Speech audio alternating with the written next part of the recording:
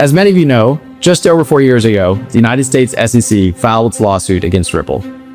I'm finally able to announce that this case has ended. It's over. So there you have it. That's directly from and according to Ripple's CEO, Brad Garlinghouse. He says the SEC is dropping its appeal. That's good news because it marks, of course, the end of this long-standing lawsuit that the SEC started about 4 years ago against Ripple. It's hard to believe it's already been that long, but time flies, right?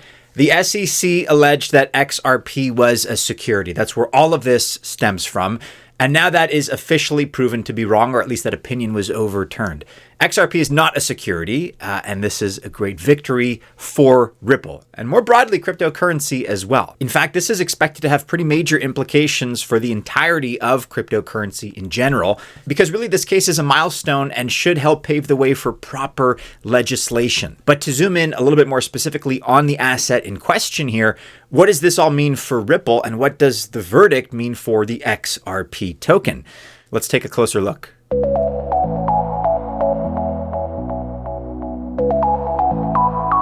Welcome to the channel. My name is Maddie and this is Altcoin Buzz. All the best of luck if you choose to invest, XRP or otherwise. I do wish you very, very well, genuinely. But I am not a financial or investment advisor. I want you to remember that. And also by extension, that this video is not official financial or investment advice. First and foremost here, what is happening exactly?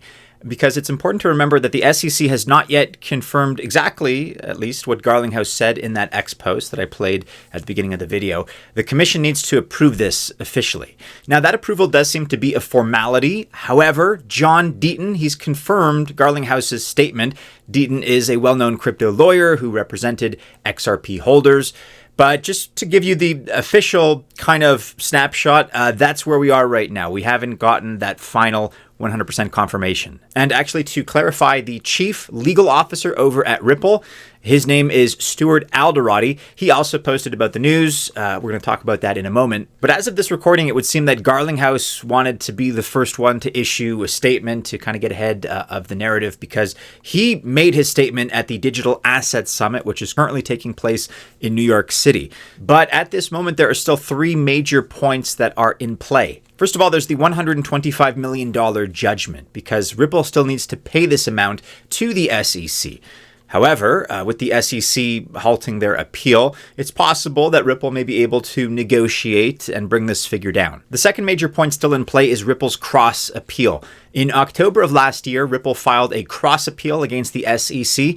And there's probably pretty good reason to assume that the SEC doesn't want Ripple to continue with this cross appeal. And the reason for this is simple enough. The cross appeal could likely undermine the commission's jurisdiction, let alone the effect that it may have on other cases. So it's actually quite likely that this strengthens Ripple's position in terms of renegotiating that $125 million settlement. And so what we're seeing now is this phenomenon of the SEC dropping out of this case, which is causing plenty of ripples in the water, pun intended. But the third point here, and the last kind of loose end here, is the fact that Judge Annalisa Torres has issued an injunction. She's the judge who ruled in favor of Ripple in August of 2024. She ruled that Ripple was within the rules of law to have sold and may continue to sell XRP to retail investors. So offering XRP on exchanges, for example, is fine, at least according to Judge Torres. However, she also issued an injunction. And this is a court order requiring a party to either do or refrain from doing a specific action. She ruled that Ripple did violate federal securities laws.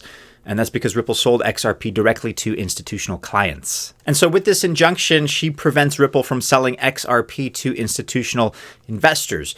This is to prevent violation of security laws. And that, of course, means that Ripple now needs to find a way to bypass this injunction. This is also something that Ripple may be able to negotiate. We'll see. The reality is that this case actually has many nuances. It's not black or white. It's not cut and dry. But overall, it is a net positive and a pretty big victory for Ripple and crypto, like I said, in general, at least indirectly. But that being said, there are still a few important details that will require clarification. So let's talk a little bit here about the price of XRP, which pumped after the big news.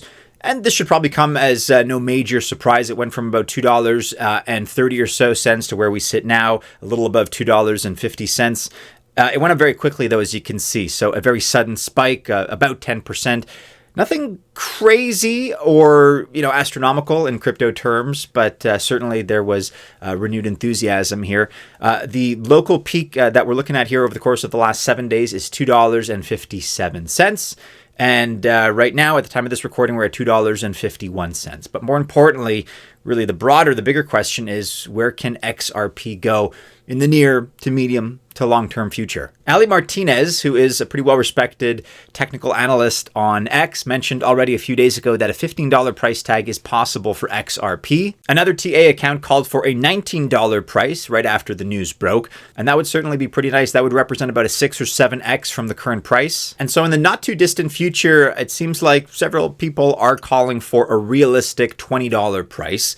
But let's expand our horizon a little bit. Let's consider where XRP could go beyond that. Gert van Lagen thinks that a $38 XRP is actually a conservative price target, and he bases this on a 7-year-old double bottom ascending triangle formation. And now we're getting a little bit more hypothetical, to be honest, but there are a lot of people that are calling for a $100 price tag.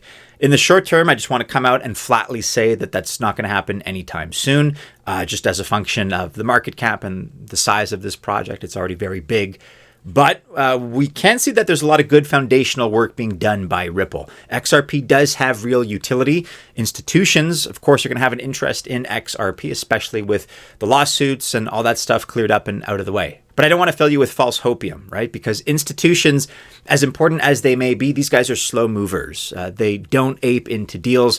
In contrast, there are internal trajectories that they follow, and things take time. And then, like I said, there's also still that injunction in play, which currently bars institutions from obtaining XRP, at least in the United States. This dust has to settle, and things have to kind of recompose a little bit until we get clarity on the injunction. Therefore, the short answer is that yes, XRP one day in the future could reach $100, but it's going to be a slow process. It's not going to be in this bull cycle. So have patience. Maybe it'll get there someday, but at the moment, there's certainly a lot of positive wind in the sails here. Let me know what you think about XRP, where you think the price is going to go in the short and the medium and the long-term future. Jot down your thoughts in the comments below, and also be sure to join the discussion both on Discord and on X. You can find those links in the description of this video.